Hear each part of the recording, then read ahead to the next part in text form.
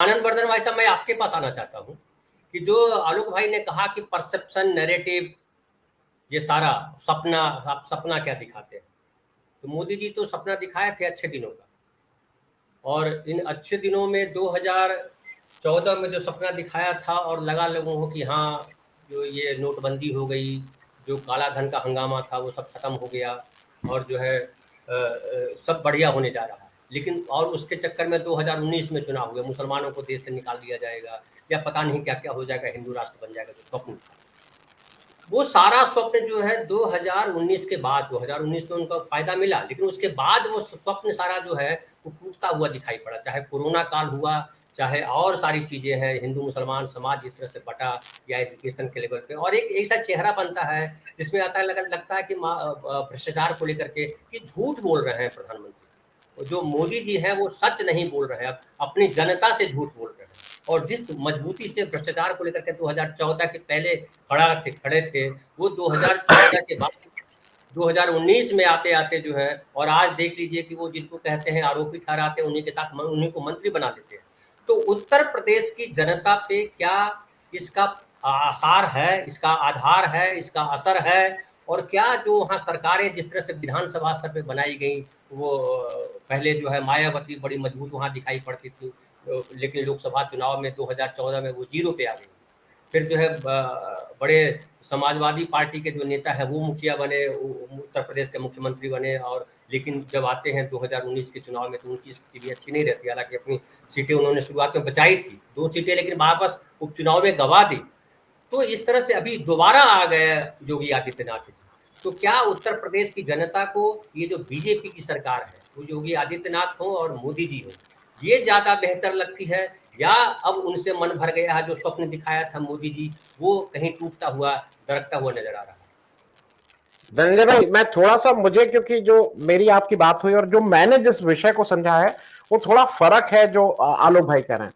अब मैं, हम लोग शायद कल के विपक्ष की जो मीटिंग हुई है और पक्ष की मीटिंग हुई है उसकी जगह शायद हम लोग जो 3 अलग अलग रिजीम रही हैं, मैं रिजीम इसलिए बोल रहा हूं कि ये लोग राजा लोग होते हैं। अब कोई लोकतांत्रिक नहीं होता, ये सब हम लोग प्रजा हैं और ये राजा हैं। तो 3 जो अलग अलग राजा रहे देश, हमारे प्रदेश में, मायावती जी, अखिलेश जी और योगी जी, इसके बरक्स आप बात कर रहे हैं कि ये कहां कहां किसका क्या स्ट्रेंथ थी और क्या वो थी। मैं बिल्कुल, बेसिकली उस एक सेकंड भाई साहब, चूंकि इसलिए कि जो जनता वोट देती है वो प्रदेश स्तर पे आएगी, तो वो अखिलेश का चेहरा दिखाई पड़ेगा, वो मायावती का चेहरा दिखाई पड़ेगा, वो योगी आदित्यनाथ का चेहरा दिखाई पड़ेगा लोकसभा चुनाव में, इसलिए जी जरूरी हो जाता है। जी जी।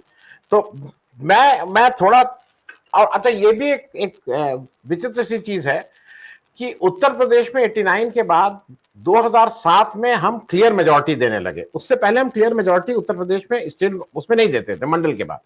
तो अगर आप ये कहिए इसकी मेच्योरिटी वाली ये अच्छी बात या बुरी बात, लेकिन उत्तर प्रदेश की जनता ने स्टेट गवर्नमेंट में क्लियर मेजोरिटी दी। मैं बहुत संक्षेप में जल्दी जल्दी स्ट्रेंथ बता दे रहा हूं। मायावती जी की, मेरे हिसाब से जो मैं समझता हूं कि उनका लॉ एंड ऑर्डर के मामले में उनका नैरेटिव हो चाहे ग्राउंड पे हो, वो बहुत स्ट्रांग था। और स्ट्रांग इस हद तक था कि वो अपने पार्टी के एमपी को, वो यादव जी जो अपने वहां के आजमगढ़ के थे, वो उनके घर मिलने आते उनको गिरफ्तार कराने की हिम्मत रखते थे। एक और चीज है कि हम सब लोग क्रिटिक थे, मैं ये भी बात कर रहा हूं, मैं तीनों उसका क्रिटिक रहा, लेकिन उस समय का जो विकास था ना वो दिखता था। आपको डरा के डंडे से नहीं कहा जाता था कि नहीं विकास दिख रहा है कि नहीं, तो आप कहेंगे नहीं नहीं दिख रहा है, दिख रहा है। एक और चीज, एक जो मेरे हिसाब से ठीक थी मायावती जी की, में दलितों का एक जनरल एम्पावरमेंट था। आप दलित के ऊपर कोई पेशाब करने की किसी की हिम्मत नहीं होती। ये अगर मायावती होती है तो ये किसी कोई सपने में भी, सपना भी इस तरह का देखने के नहीं सोच सकता था। प्रशासन के लोगों को मायावती जी खींच के रखती, जिसमें कोई दो राय नहीं है। जो थाना है वो रात में आपको 2 बजे 3 बजे 5 बजे जो थानेदार लोग थे और ये लोग थे, ये वसूली की जगह गश्त में भी आपको दिखते थे। और ये मैं अपनी व्यक्तिगत बात उससे कह रहा हूं। एक जगह जरूर था कि ऐसा कोई कह दे कि वहां भ्रष्टाचार नहीं था, लेकिन भ्रष्टाचार का एक अच्छी बात यह थी, सिंगल विंडो था। एक जगह पैसा दीजिए, सारे काम कराइए, और आपको रास्ते में फिर तंग नहीं करेंगे कोई लोग। पैसा सिंगल विंडो पे तय हो गया और उसके बाद नहीं करेंगे। तो ठेकेदारों के लिए भी बहुत ठीक था। अब वो भ्रष्टाचार नहीं होना चाहिए, वो एक अलग डिबेट हो सकती है। और एक चीज मैं जरूर कहूंगा कि आज इंफ्रास्ट्रक्चर की लोग बहुत बात कर रहे हैं, मुझे ऐसा लगता है कि मायावती जी ने आगरा से नोएडा को कंसीव करना और उस 3-4 साल के अंदर डिलीवर करना, वो एक बड़ा अचीवमेंट था, वो बड़ा अचीवमेंट था। और मैं उसकी डिटेल्स में नहीं जा रहा हूं। और आज अगर लखनऊ में हम लोग बैठे हैं, जो भी लखनऊ में बैठा है, लखनऊ के आप किसी चौराहे पे चले जाइए, there is a stamp of Mayawati. Mayawati ji का चिन्ह आपको हर लखनऊ के चौराहों पे दिखता है। हम लोगों को हो सकता है झलकारी बाई या इस तरह के लोगों को देख के बहुत आनंद नहीं आता हो, वो हमारा हम हम समझ सकते हैं एक उसको, लेकिन उन्होंने बहुत से ऐसे लोगों को एम्पावर किया और वो ठीक। अब आ जाइए अखिलेश जी की।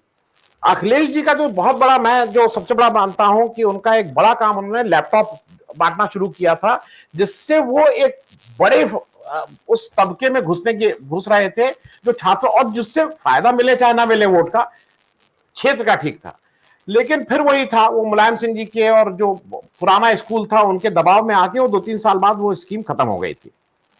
दूसरा, ये जो मुलायम सिंह जी का एक पुराना है, जो एग्जाम को लेके नकल को जिस तरह से इन लोग हैंडल करते हैं, तो उत्तर प्रदेश का गत बिगाड़ने में जहां तक एजुकेशन की बात है, उसमें एक बड़ा हाथ समाजवादी पार्टी की सोच का रहा है। उनको लगता है कि नकल कर देने से, और अच्छा हमारे यहां है भी, अगर आपके पास सर्टिफिकेट है तो आप मालूम नहीं किस किस तरह के आप सर्टिफिकेट लेके और देश के सर्वोच्च पद तक पहुंच सकते हैं। तो वो एक सर्टिफिकेट की होड़ हम लोग तेज हो गए। मैं जिस जगह से आता हूं, देश का सबसे, मतलब प्रदेश का बहुत ही पिछड़ा हुआ जगह, लेकिन पंजाब और गुजरात से लोग हाई स्कूल और इंटर का इम्तिहान देने दर्जनों में नहीं हजारों में आते थे। हम लोग ऑक्सफोर्ड ऑफ हाई स्कूल और इंटरमीडिएट हो गए थे, नकल का ये हाल कर दिए थे।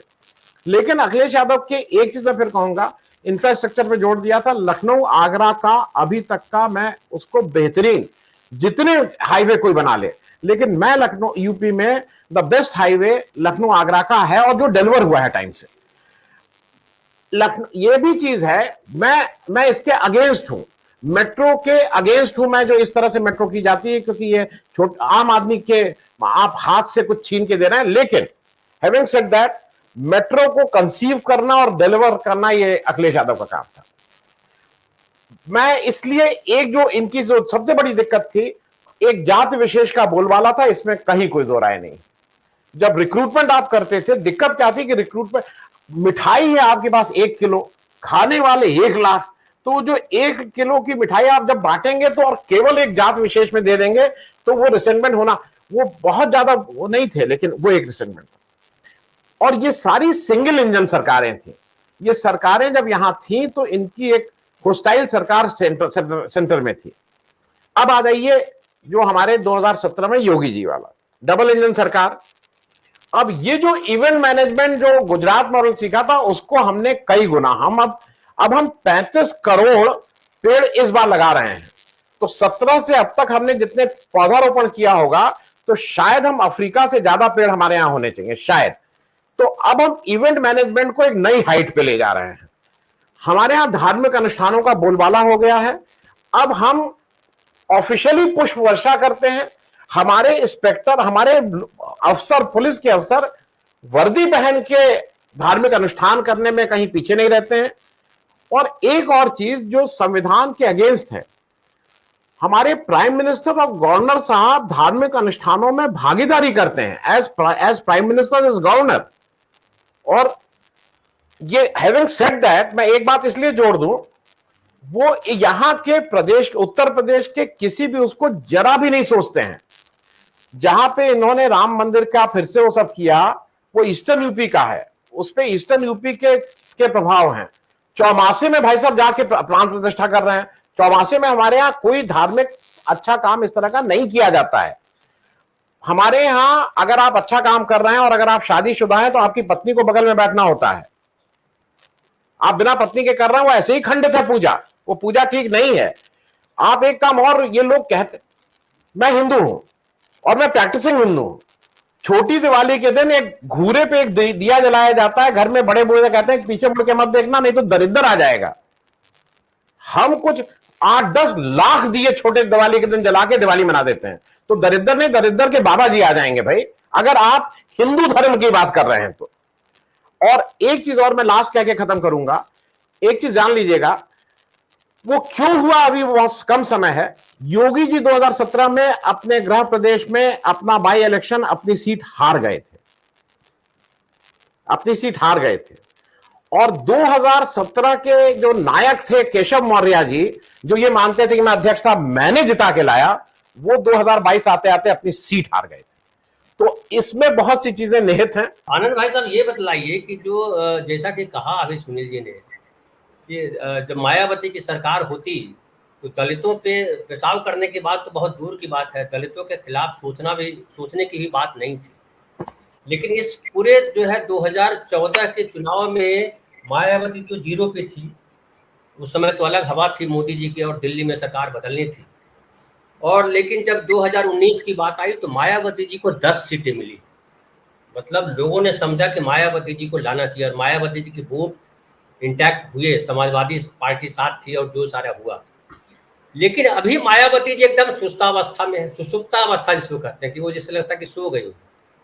तो वैसे में जो उनके, एक तो ये समझाइए कि ये स्थिति में क्यों इस मायावती जी हैं, और दूसरी ये बतलाइए कम शब्दों में कि अब उनके जो वोटर हैं वो क्या अब भी जाएंगे उनके साथ, जो दलितों के साथ व्यवहार करते हैं, जो महिलाओं के साथ व्यवहार करते हैं, जो कानून का मतलब समझते हैं, बुलडोजर।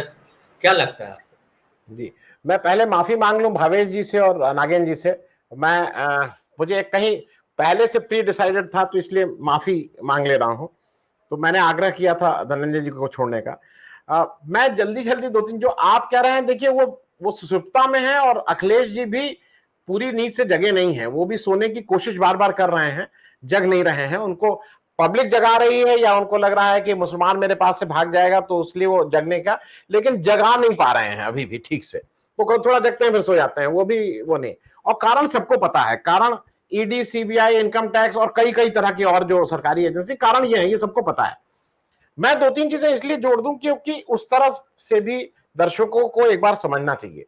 आपने जेंडर की जब बात की थी, मेरी याद में पिछले 10-20-25 साल में मायावती से भी ज्यादा अखिलेश यादव की सरकार ने 1090 का एक महिला हेल्पलाइन चला के एक नया काम तो शुरू किया था। अब वो और इंप्लीमेंट भी हुआ था। देखिए वो कितना इफेक्टिव हुआ था, कोई कह सकता है वो 20% इफेक्टिव था, कोई कह सकता है 80%, लेकिन एक सिस्टम को अपनी जगह लाए थे। अब उसके बाद ये था कि उस सिस्टम को कितना अच्छा कर सके। दूसरा जो सुनील जी ने बात की, मेरी याद में ऑर्गेनाइज एम्बुलेंस सेवा अखिलेश के राज में शुरू हुई थी समाजवादी पार्टी में, जब एक आम आदमी को भी फोन करने से एम्बुलेंस आ जाती थी। वो सिस्टम शुरू हुआ था। अब वो समाजवादी सेवा उसका नाम रखना चाहिए था, नहीं रखना चाहिए था, मैं उसमें नहीं जा रहा हूं। अभी क्या हुआ है कि आपने, देखिए आम आदमी की दृष्टि से मैं बात कर रहा हूं, आपने कहा मैंने मेडिकल कॉलेज खोल दिए। मेडिकल कॉलेज नहीं खोले हैं आपने, इस प्रदेश के लोगों के साथ बेईमानी की है। आपने सारे जिला अस्पतालों को मेडिकल कॉलेज में चेंज कर दिया। जो फ्री में आपको पैसा वो मिलती थी चिकित्सा, अब आपको वहां पैसा देना पड़ेगा। तो आपने एक भ्रम करके, आंकड़ेबाजी करके सुविधाओं को और घटा दिया है। तो इसमें कहीं कोई दो राय नहीं है। मैं ये बात इसलिए कह रहा हूं कि जो रोमियो स्क्वाड की बात हुई, अमित शाह ने प्लेटफॉर्म से खड़े होकर कहा है अभी 1 साल पहले कि उत्तर प्रदेश में रात में 12 बजे लड़कियां जेवर पहन के ऐसे ही घूमती हैं। मेरी बीबी की उम्र 60 साल से ज्यादा, मेरी उम्र 60 साल से ज्यादा, मेरी औकात नहीं, और मैं अपने को थोड़ा टेढ़ा आदमी मानता हूं कि हाथ पीठ से अभी भी पिटाई कर लूंगा किसी की। मेरी औकात नहीं कि मैं 9 बजे के बाद अपनी बीबी के साथ रिक्शे में बैठ के कहीं निकल आऊं। इसमें से किसी को हो तो भाई उनको मैं हाथ जोड़ लूंगा। लखनऊ में मैं बात कर रहा हूं, और वो कह रहे थे कि वो मालूम नहीं किनको, अब अमित शाह को दिखाई, अच्छा वो चूंकि अमित शाह कह रहे थे, बीजेपी में किसकी औकात है, किसकी औकात है ये कहने की, नहीं ऐसा नहीं होता। वो कह रहे थे कि नहीं जेवर, वो कह रहे थे नहीं जेवर नहीं साहब, वो तो कैश भी लेके लोग ऐसे ही घूम रहे हैं, दिखाते हुए चल रहे हैं, दुबई हो गया है। मेरा कहना यह है कि ये जो बीजेपी में ना कहने की, जो बीजेपी ने संवादहीनता शुरू कर दी है, वो खतरनाक है देश के लिए, वो खराब है देश के लिए। मैं एक बात और कह के इसलिए खत्म करूंगा क्योंकि वो भी सबको समझना चाहिए। आपने, ये मेरे लिए टेस्ट केस था बीजेपी का। ये माना जा रहा था कि उनकी वॉशिंग मशीन अभी तक की जितनी वॉशिंग मशीन पूरी दुनिया में हुई है उसमें सबसे बेहतर है, सब उसमें साफ हो जाता है। मैं ये देख रहा था कि ये एक मुसलमान अब की आया है अब्बास अंसारी, वो साफ हो पाएगा कि नहीं साफ हो पाएगा। आज आ गया स्टेटमेंट कि उनको निकालने की तैयारी हो रही है, और जो ओम प्रकाश राजभर के लड़के अनिल राजभर जी, वो कह रहे हैं उनको खुद ही समझ लेना चाहिए कि अब क्या करना है। इनका ये स्टेटमेंट है कि अब्बास अंसारी को तो जो डेवलपमेंट हुए हैं अपने आप ही समझ लेना चाहिए, और इस तरह के अपना वहां वॉशिंग मशीन फेल हुई है। तो ये जो भाजपा की वॉशिंग मशीन है, ये मुसलमानों को नहीं साफ कर पाएगी, झूठ बोलेगी दूर से। मैं ये बात इसलिए कह रहा हूं कि अभी हम लोगों के यहां ये इन्वेस्टर समिट और ये सारे लोग विदेश घूमने गए थे। मैं क्रिटिक हूं, मैं अखिलेश यादव जी के सुप्तावस्था का मैं हर एक चैनल पे जितना मैं कहता हूं, उनके लोग मुझे मालूम नहीं गाली रोज रोज मुझे पड़ती है। लेकिन having said that, Mulayam Singh के जमाने में एक ईमानदारी की पहल हुई थी जब यूपी डेवलपमेंट काउंसिल बनी थी। लोगों का पैसा खर्च नहीं हो रहा था, कितना आया कितना नहीं आया वो एक डिबेट का विषय हो सकता है, लेकिन इन्वेस्टर समिट आप कर रहे हैं। मैं दो चीजें सिर्फ आपको बता दूं हाल के दिनों में, एक अभी का और एक अटल जी का। ये लोग कितने सीरियस हैं उद्योग के प्रति। टीसीएस यहां से भाग रही थी, आपने टीसीएस को बुला के जबरदस्ती, टीसीएस जो सबसे बड़ा, कम से कम लखनऊ का सबसे बड़ा रोजगार देने वाली जगह थी। दूसरा, मैं फिर इन सारे लोगों को याद दिलाऊं जो दर्शक देख रहे हैं, लखनऊ में हुआ करता है टेल्को, टाटा मोटर्स, नारायण दत्त तिवारी जी के प्रयास से वो यहां आया था। आप क्या सोच सकते हैं कि जहां से प्रधानमंत्री एमपी हो और डबल इंजन सरकार हो, उस टेल्को में मारपीट करके, वो टेल्को लॉकडाउन में था 1 साल तक, कोई प्रयास नहीं हुआ था उसको खुलवाने का, और ये प्रधानमंत्री का वो था। ये इनकी जो उद्योग है, अटल जी को तो माना जाता है बहुत अच्छे बहुत अच्छे। देखिए, अटल जी बहुत अच्छे इसलिए थे कि अटल जी के ऊपर एनडीए की नकेल थी। अगर एनडीए की नकेल नहीं होती तो अटल जी क्या होते, मोदी जी से अटल जी होते ही नहीं, वो तो फिर अडवाणी जी होते, इसमें कहीं कोई दो राय नहीं है। अंतिम बात कह दूं, एक आदमी लेकिन इन सारे ऑल सीजन, जैसे ऑल ये जो लॉन्ड्री थी हमारे यहाँ के एक, और मैं नाम ले रहा हूं, हो सकता है उसमें उनको बुरा लगे, एक अधिकारी है नवनीत सहगल साहब। कम वक्त में जाड़ा गर्मी बरसात धूप छांव रात दिन सुबह शाम, हर चीफ मिनिस्टर के फेवरेट, नाक के बाल बहुत ही बेहतरीन, बहुत ही अच्छे, बहुत ही मतलब उनसे अच्छा कोई है नहीं। तो उनकी तारीफ मैंने कर दी। प्रक्रिया वही है, हम सब लोगों को नागरिक से प्रजा बनाने की प्रक्रिया चल रही है। अब ये प्रक्रिया कितनी तेज हो जाएगी 2024 में, ये हम लोग 2024 के बाद प्रजा बन ही जाएंगे, उस रास्ते पे तो चल ही रहे हैं, इसमें कहीं कोई दो राय नहीं।